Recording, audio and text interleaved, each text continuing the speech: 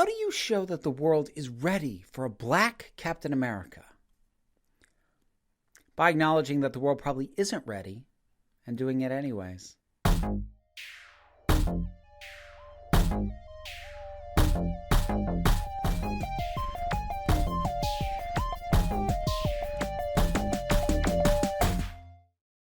We've reached the end of the second Disney Plus show set in the MCU, The Falcon and the Winter Soldier, which on the surface is a far more straightforward affair, especially when compared to something like WandaVision, which was deliberately disorientating right from the onset. Am I right? But one really should be careful not to confuse straightforward with simple or with lacking in depth, because there's plenty going on with the themes and the cultural details in this to be worth taking a deeper look at it as a completed piece of work. And just in case you didn't take the hint, that is actually your warning that I will not be holding back on discussing spoilers. Let's not dilly-dally and get to it.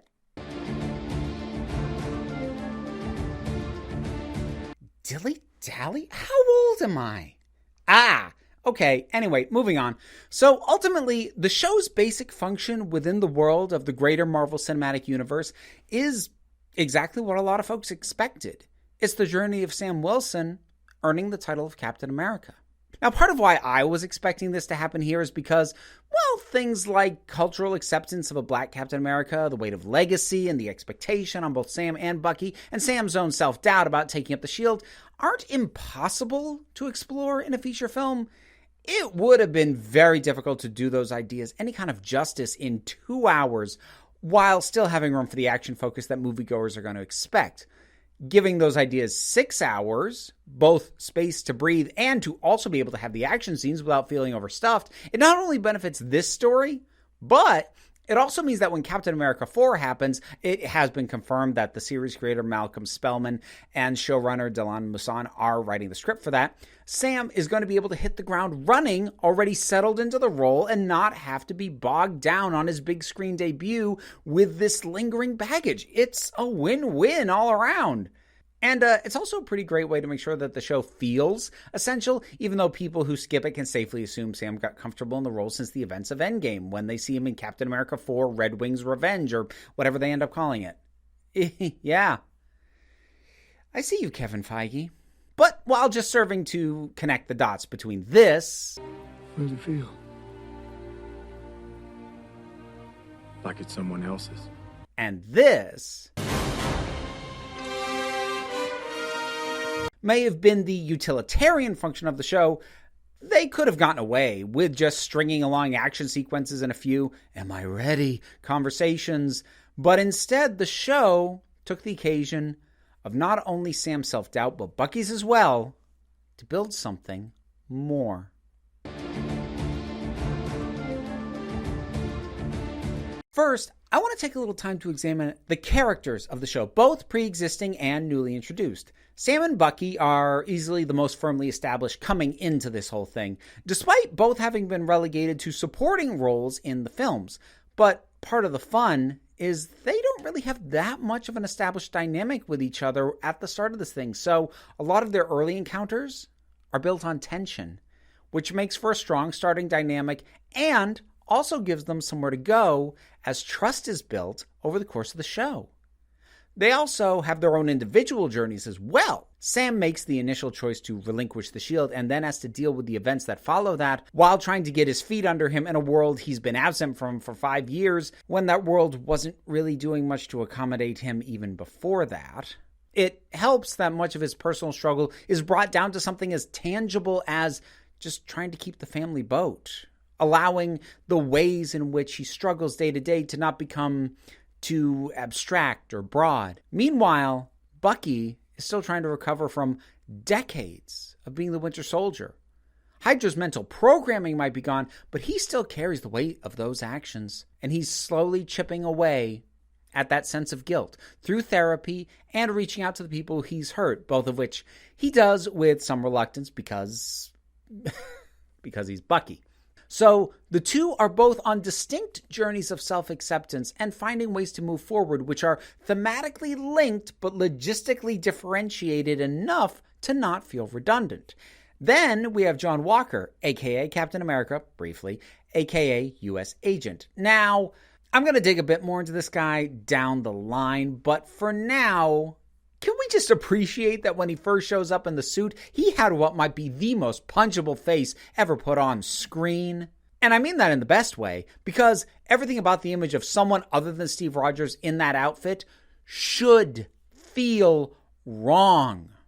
The easy thing to do after that would have been to just lean into the innate hateability and make him a flat-out jerk. But instead, the start of episode 2 gives us background and shading to John, even though he will ultimately prove just how unworthy of the shield he is. The thing to remember about John Walker's failings is that they aren't his alone. With the background we're given, there really can't be any doubt that John has been a good soldier. But what he didn't understand, and what his superiors failed to prepare him for, was the fact that Captain America can't be just a soldier, not even a good one. John didn't understand that. And if his superiors did, they never bothered to tell him, though I suspect they didn't understand that either.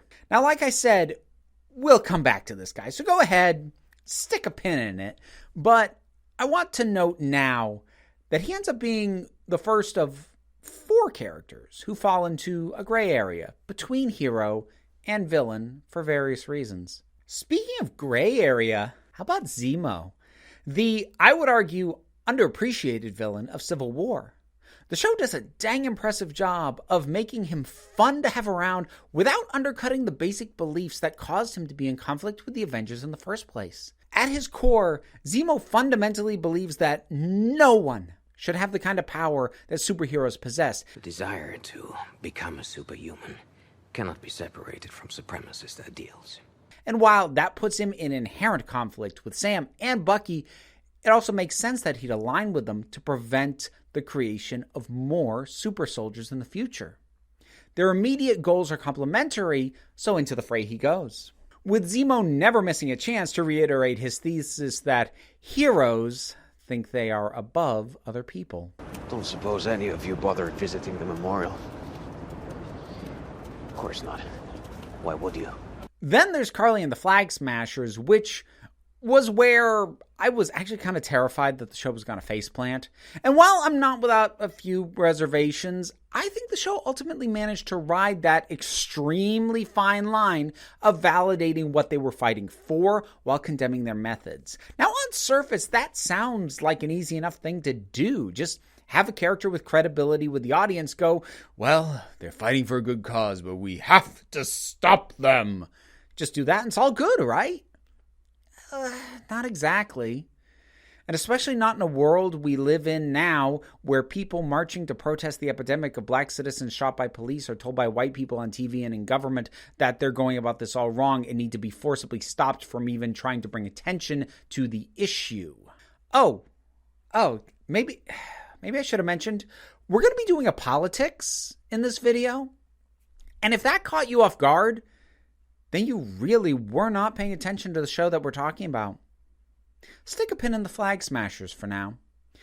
And speaking of politics, how about Isaiah Bradley? First of all, props to the MCU for bringing his storyline in. A black super soldier experimented on and then hidden from the world. And I really hope that you don't need me to tell you that black people's bodily autonomy being violated for research in America has very much been a thing. But if you need a crash course, you can start by looking up the Tuskegee syphilis study and then maybe wash it down with a side of Henrietta Lacks and realize that would be skimming the surface at best. But by bringing in somebody like Isaiah and giving him a backstory of experimentation, exploitation, and cover-up, this helps reground this entire fictional universe in real-world history, or at least a variant of same, because when we've seen heroes in this world return from 5 years of non-existence to help defeat a giant purple space chin wielding magic rocks, then it's probably a good idea to bring things back down to earth if you're going to do a story like this. And making clear that the MCU's cultural history mirrors our own, oh, that'll just about do it. The show also makes the point flatly unmissable by what happens right after Sam meets Isaiah, but go ahead and stick a pin in that for now, too. The other character I want to highlight is going to largely be in the interest of this not being a nonstop gushing session. That's Sharon Carter, another one of the gray characters, and she was fine. I mean, look, the performance worked, but the character was one of the few things that felt more like an eye on future projects than really adding much to this one. And I think pushing the power broker revelation to the last episode kind of put more weight on it than it could really support. Not to mention that it also gave the time for basically the entire viewing audience to figure it out first. But unlike WandaVision, there wasn't really a mystery element that the show was going to make or break on, so this doesn't matter that much. Also, I suppose the Contessa similarly feels more like a future setup, but I'm inclined to be a little bit kinder to that since her proper introduction to the MCU was supposed to be in Black Widow, the film that got delayed because of the global panini. So this was intended to play as a nod rather than be her actual introduction. But those are the players and a few bullet points. So let's take a look at the story that they were used to tell and the themes that they were used to explore.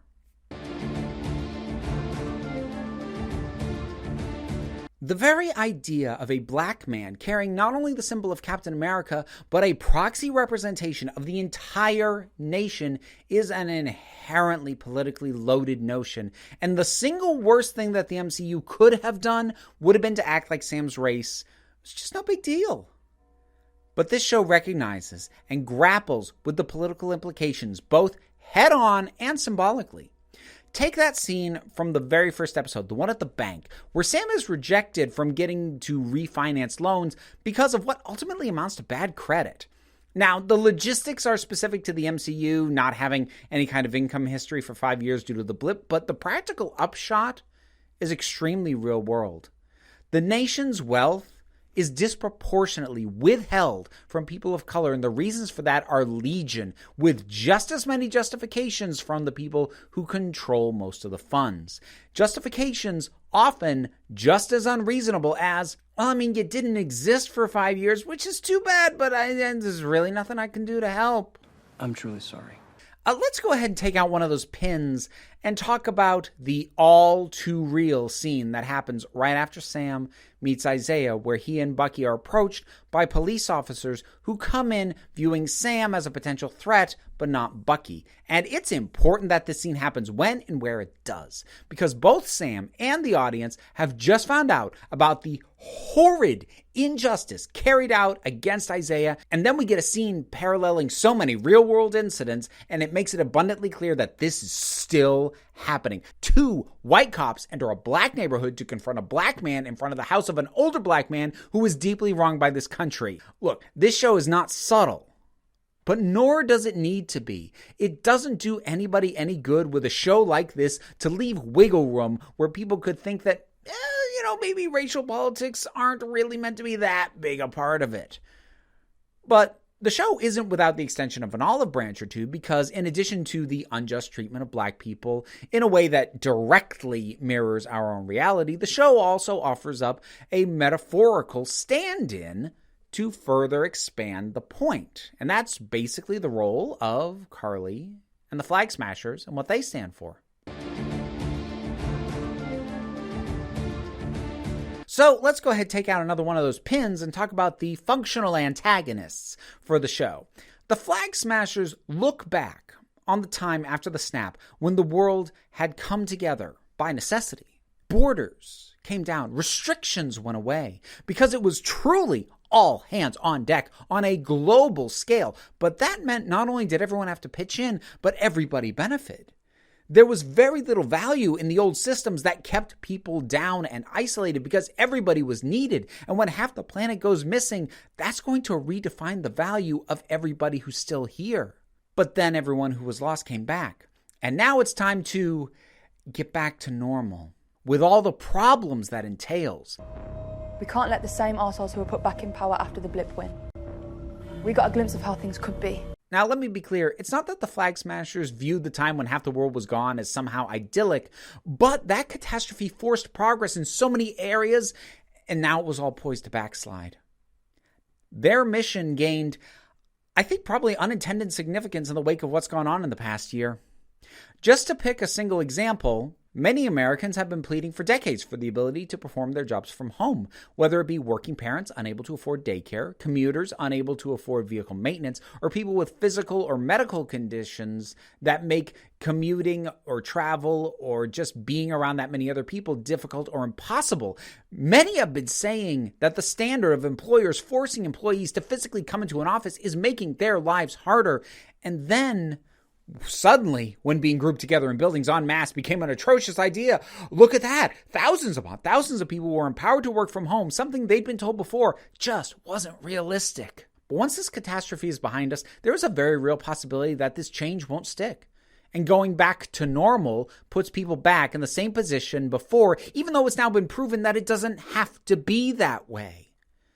That kind of backslide is what the Flag Smashers are fighting against. And it's a cause where it's easy to understand why people would sympathize, including Sam. But as I said, they are still functionally the antagonists, which requires that their methods be either extreme to the point of being objectively bad things that nobody should be doing, or are in some way undermining their own cause. And the show kind of does both. Now, as I said, I was really nervous because the risk here was accidentally sending the message that real-world end oppression movements are using the wrong tactics. I do think the show largely avoided crossing that line, though they did step right up to it at points. You're killing innocent people. They're not innocent. They're roadblocks in my journey, and I'd kill them again if I had to. Wow. No. I didn't mean it like that. You tricked me into sounding like... Like what? I'm not your enemy. I agree with your fight. I just can't get with the way you're fighting it. But part of why I think the show got away with it, despite scenes like that, is that the group isn't made up of hardcore mantra-spouting fanatics, despite having a clear mantra that is often repeated. One word. One people. When Karli blows up a building, there is doubt. When she says they may have to kill hostages, there is hesitation. These people aren't a monolith. They're not a hive mind, and not all are prepared to go as far as Karli does. But at the same time, there is value in showing how far Karli is willing to go, because part of extremist action stems from a perspective that there truly are no other options. And the show uses Karli to illustrate that pretty well. You're either brilliant or just hopelessly optimistic. Well, can I be a little bit of both? Nah. She sees someone like Sam or Bucky as foolish for not realizing that nothing short of what she is doing is ever going to work. And she has to believe that, because if she doesn't, she would never be able to rationalize or justify the things that she's doing. Extremists aren't merely psychotics who want to cause destruction. They are people who cannot believe that any other tactic will ever bring about the end result they want. And the strength of that conviction is what makes their actions justified, at least to them. Which is part of why Sam's confrontation with the heads of the Global Repatriation Council is vital in the wake of Karli's death, because it not only shows those who sympathized with her that just maybe something else might work. The only power I have is that I believe we can do better. But it also shows the GRC that this is a problem that will not end until the underlying problem is addressed, until the system is changed. Yeah. Systemic oppression, it's a thing. You know what can help when trying to stand up to it? A rallying symbol. Which brings us to... Now, at the beginning, I said that part of this movie's overall purpose was to make Sam worthy of carrying the Captain America shield. And I should do some clarification on that, because what the show's actually about is making Sam realize that he was already worthy of carrying the shield. Sam has to prove himself to himself. He has to allow himself to understand the value that he brings to the mantle of Captain America, and to see what Steve saw in him when he gave Sam the shield at the end of Endgame. The show does a great job of tying Bucky's fears about himself into Sam's initial rejection of the shield. That shield, that is everything he stood for. That is his legacy. He gave you that shield and you threw it away like it was nothing. So maybe he was wrong about you. And if he was wrong about you, then he was wrong about me. Not only does this link the characters together emotionally and thematically, it's doubly interesting if you're aware of the fact that in the comics, Bucky did actually take up the mantle of Captain America for a time. More so under extenuating circumstances than any sense that he deserved to have it, like, to be fair. But that idea isn't even entertained as a vague notion here. The idea that Bucky might be worthy of the shield is one that isn't even on his radar as an option. There is no sense of, well, if it's not going to be Sam, it should be me, which would have been the very easy way to get character conflict between the two. But instead, their conflict is more nuanced and more about each needing to better understand the other as a whole person. And doing some kind of, well, it should be you or it should be me, forced mentality just wouldn't have worked as well. Now, let's go ahead and take out another one of those pins and contrast those mentalities with that of John Walker. The question of whether or not he's worthy of carrying the shield doesn't appear to be any part of John's thought process. He's a little worried about being able to do the job well, sure. And I don't want to fail them. As I expect he was for every assignment he ever had, but at no point does he really indicate that he doubts the idea that he deserves to carry the shield, just wonders whether or not he'll do it justice. But he doesn't question whether or not he deserves the chance. And this presumed worthiness is one of a couple of key character traits that make him completely unfit to be Captain America. We'll tackle another one in a later section, but for now, let's look at his sense of entitlement. John never knew Steve. Never knew about the tough times, the hard days, or the difficult choices. And from the outside looking in, it can appear that Steve had the complete respect of basically everybody. And as far as John Walker, and indeed most of the world is concerned, Steve was Captain America. I mean, it should be pretty telling that the U.S. government didn't try to replace him during the stretch when he was hiding between the events of Civil War and Infinity War. So again, from the outside looking in, Steve is Captain America. Captain America is universally respected, or at least appears to be. John becomes Captain America, and he expects that same sense of universal respect. And on the home front, he gets it. But then the first time somebody truly pushes back on recognizing his authority, this happens. Do you know who I am? And then, after committing a literal war crime, when made to face consequences for that action, this happens. I understand that! I understand that!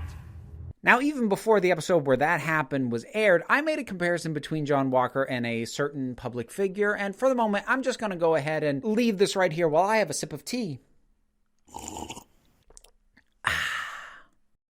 John's presumption of self-worth leads to outbursts and displays of severe entitlement. Even after using the symbol of the most beloved hero in this fictional world, the symbol meant to embody the very best of the country he has spent his life defending, to beat a cowering man to death, it never crosses his mind that maybe he didn't deserve to have that shield in the first place and maybe somebody should take it away from him. Sam hesitated to take the shield because he felt the weight of what it would mean for him to do that. And he and Sam have very different answers to the big question of this show. This is far from the only thematic question that the show grapples with, but it's the one that it opts to pin its climax on. And it's fitting, because it's a question that incorporates all of the major players in the story. Karli is fighting for the people discarded and devalued by the nebulously empowered GRC. Quick note, while I would have loved for the show to call out the US more directly on some of these issues, I at least appreciate that they put an aging American white man openly questioning, Do we really need to bother with a vote?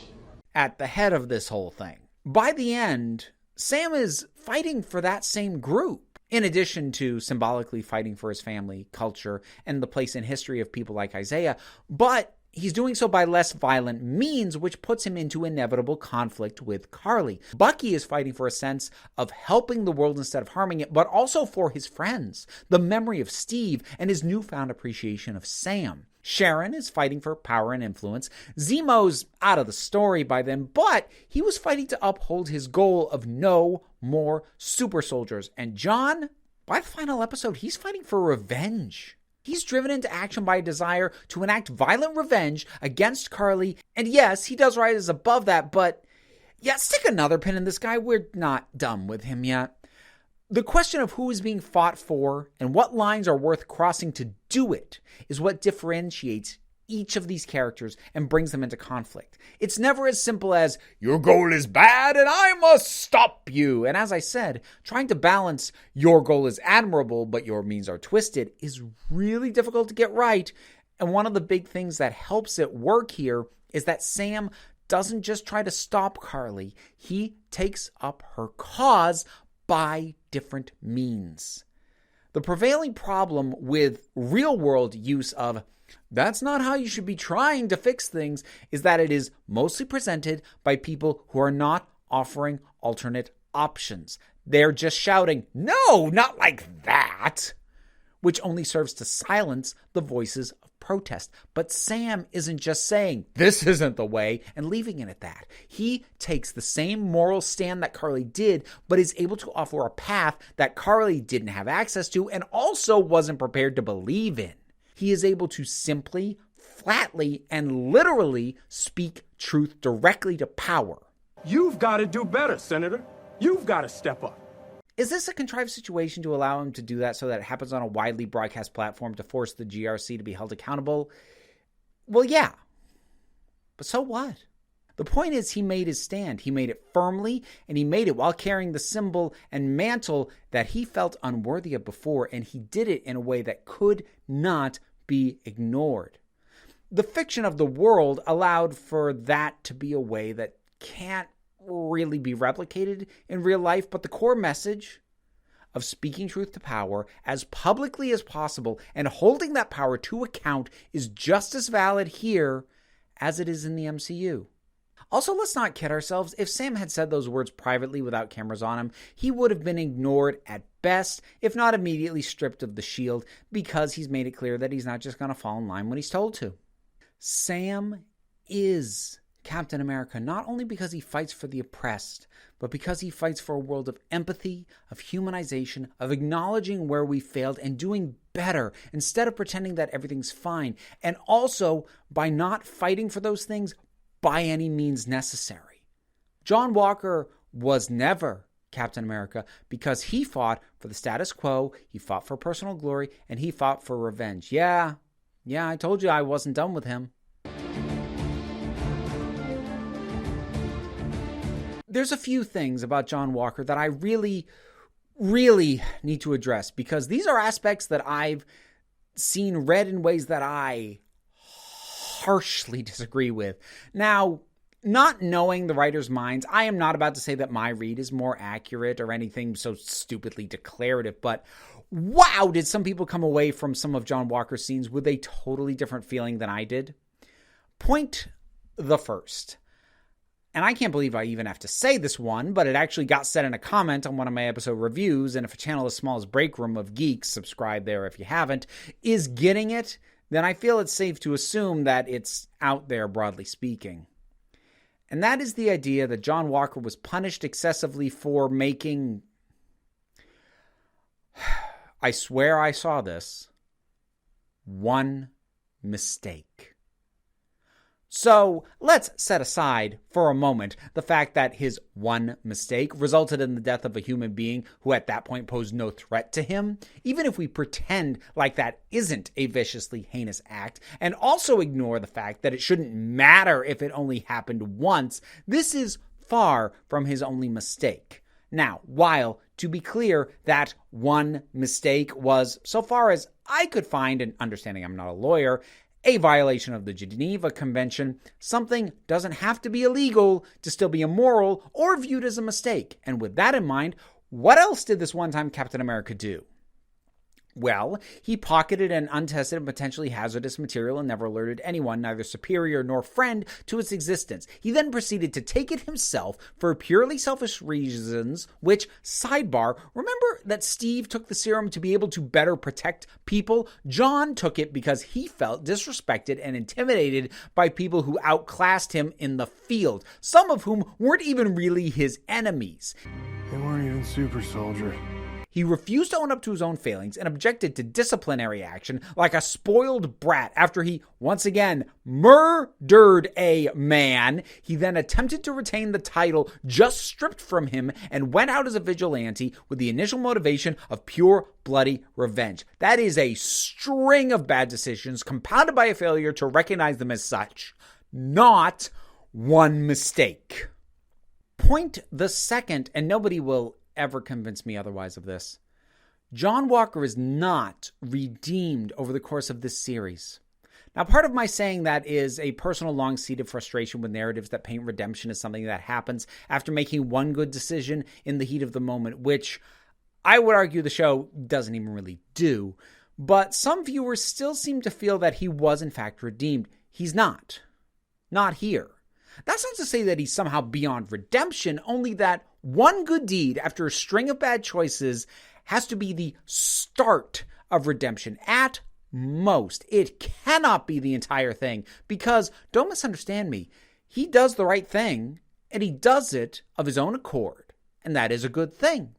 But anyone who has ever had to try and come back from a string of bad choices can tell you that you don't turn it around at a stroke. Forgive a somewhat clumsy analogy, but redeeming a character should be treated the same as getting in shape. Going for a jog once doesn't make you fit, but it can be the start if you're willing to put in the work from here on out. And maybe John Walker is, but we don't know that yet. And that brings me to my last point, which is that he should not have been granted the title of basically backup Captain America. Now, when I say he shouldn't have gotten that, I don't mean that the writers screwed up by doing it. I mean that his getting all but reinstated for one good thing after a string of bad felt, to me at least, like a fundamental miscarriage of justice, especially in light of the fact that Isaiah Bradley, who so far as we know never contravened orders or broke rank and only ever fought for his country, was hidden away and denied any recognition for decades. The fact that happened to him, but John Walker gets a fresh start because he made the very obvious correct choice in an either-or scenario, feels absolutely wrong. And it's supposed to, because he's a white man in America whose priorities are aligned with the status quo and those in power, while Isaiah Bradley is a black man who might make those in power look bad after, they did bad things. And after all this, if John Walker celebrating becoming U.S. agent felt like justice to you, then maybe at least think about the fact that after railing against his superiors for being what he made them, I only ever did what you asked of me, what you told me to be and trained me to do, and I did it. He's perfectly happy to leap right back into that role with a smile on his face for a woman he doesn't even know. Does that sound redeemed? Back. Does it even sound like he learned a lesson? All right. Enough about that guy. I've pretty much made my major points, but I just want to acknowledge some nice touches and bits I liked that didn't fit into what I decided to focus on for the show overall. Zemo's a ton of fun. In the action scenes, Madripoor is stunningly realized, and I cannot wait to see it again. The fight on top of the trucks in episode 2 was probably my favorite action scene in the show, not only for being cool as heck, but for giving us a sense of these characters both as individuals and as teams and partners. I love the emphasis on community and how Sam is able to bring together everybody around him who will then help him out. I love that by the end, Bucky feels like a part of that same community and appears willing to accept a place there. I love the therapist, just in general. She's great. Ayo and the Dora Milaje. That's it, just the fact that they're here. And finally, crowds cheering Sam when he shows up in full stars and stripes is not only wonderful in and of itself, it reminds me of two of the best scenes in Sam Raimi's Spider-Man films where normal New Yorkers had Spidey's back, and that's never a bad thing to be reminded of. So that is The Falcon and the Winter Soldier, a show that not only wanted to be about something, it wore its intentions on its sleeve from the very beginning and was all the stronger for it. No, the show's not perfect, but by and large, when things didn't totally work for me, it was in small ways, moment-to-moment bits that maybe didn't land or felt a little drawn out, But none of that ever tarnished the strong theming at the heart of this show. When a piece of art knows what it's about and never loses sight of it, it makes it easier to appreciate as a whole. And I, for one, appreciate the heck out of this show. Thank you so much for listening. If you want to support what I do, I have a Patreon, and that is what enables this to, in fact, be my living and keep the whole thing going. There are perks for every tier of support, from access to a Patreon exclusive Discord to your name in the credits and more. But don't worry too much about that, because if you're not able to support me that way, there is also the option for YouTube memberships. But even just the likes, the shares, and subscribes also help me out quite a bit. But also, I'm not even going to put pressure on you for that, because at the end of the day, you are the council. I'm just running the meetings, and until next time, this council is adjourned.